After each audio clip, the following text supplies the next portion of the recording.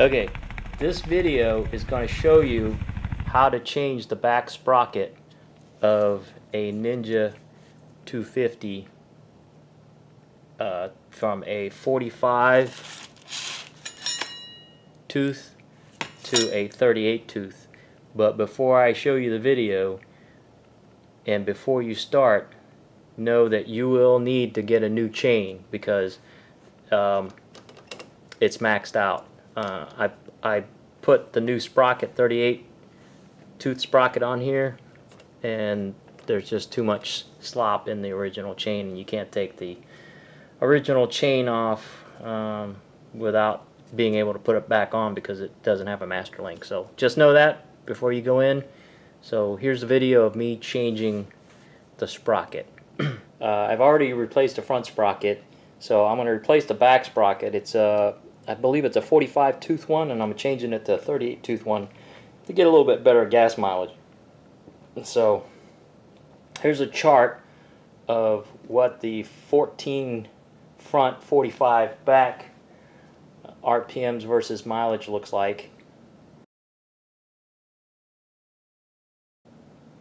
And here's what the front sprocket changed to 15, keeping the 45 tooth in the back, looks like.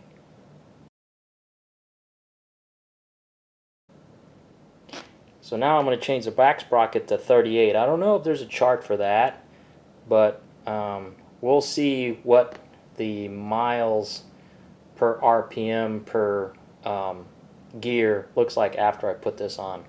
So it's pretty straightforward.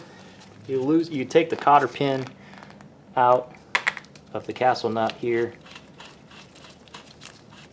I've got a center stand, otherwise you can use a motorcycle stand, rear wheel stand. Be careful, there's spacers on both sides on the inside.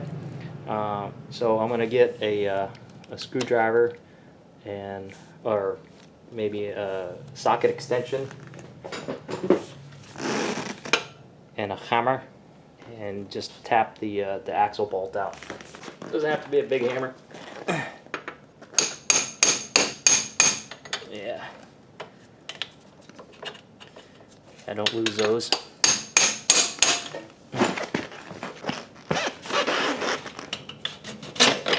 we go. Yeah, leave these there. Yeah, I'll just take them out. Just take these out and clean them. Now that you've got the axle bolt out, you want to push the wheel forward and pull the chain off the sprocket.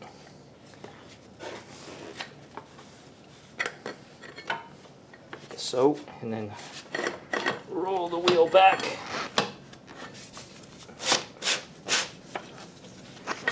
Right. There we go. Alright. And you want to take these bolts off. 14mm. Smack it. There we go.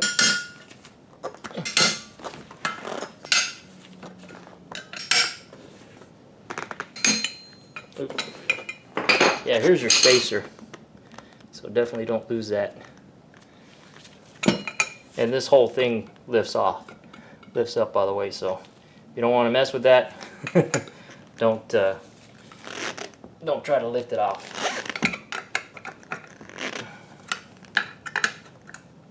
Alright, let me pull this off and I'll come back and put the new sprocket on.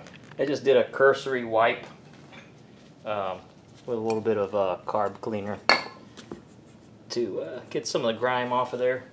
Here's the old sprocket. Doesn't look too bad. I mean, it's in good condition. You'll still see some squareness on the top. How you know your sprockets are worn out is when they're what they call shark teeth. They're really sharp at the top, but these are still, you know, a good bit of square at the top. So, and it says 45 right there. That's the number of teeth that are on the sprocket. So I'll save that if somebody ever needs a stock sprocket, or this one breaks or something. But here's the new one. As I know it's a 38. Yeah, 38 right there.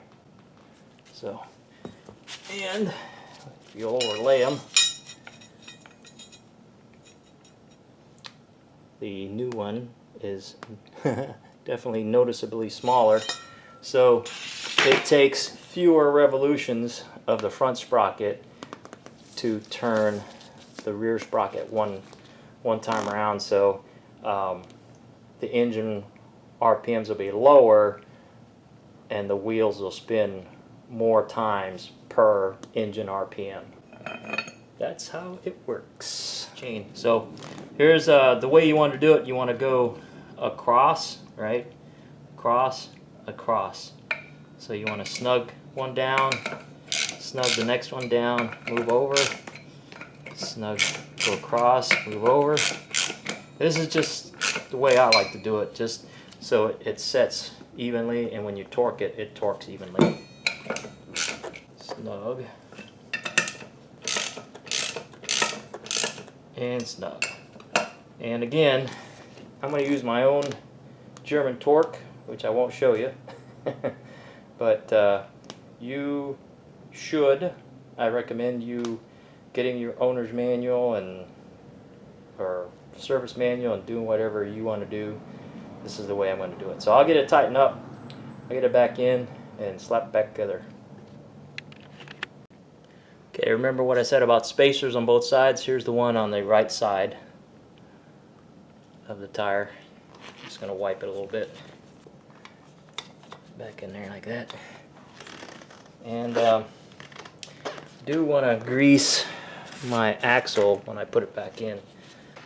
What I do is I sit on my bottom, put my leg on either side of the tire here. Oh yeah, you got to make sure your brake calipers are lined up too. There we go. All right. There we go. All right. I got a cramp in my neck. Whew. Cramp in the neck. Don't get old, guys. All right. Make sure. Yep. Make sure the side with the little nick is on the outside. Oops. All right. Then I'm going to use my foot to kind of lift up on the tire to line it up. Smack that forward a little bit. All right. I got it started. I made sure both spacers are in there. Made sure the calipers are lined up. Let's see here. There we go. All right. Success. All right. Now, I just need to adjust the adjustment screws. Put my castle nut back on. Well, I thought I hit record on my phone, but apparently I hit record twice and it started and stopped. But I was recording me taking 2 links off the chain to make it smaller so it would fit the smaller sprocket. So essentially what I did, and you can find videos of this all over YouTube, either get a tool called a chain breaker and snap the rivets. I just use a die grinder and I ground the rivets flat, and I used a chisel to pry the links apart, and then I bought a master link set from Amazon, and I put the master link in the existing chain after I sized it to get to where the size that I wanted. To get the master link assembled, I took some vice grips and I squeezed until I could get the clip into the grooves of the master link, and then now I'm going to just use the needle nose pliers. You just squeeze this and it's on. And that's it. That's all there is to putting on a Master Link.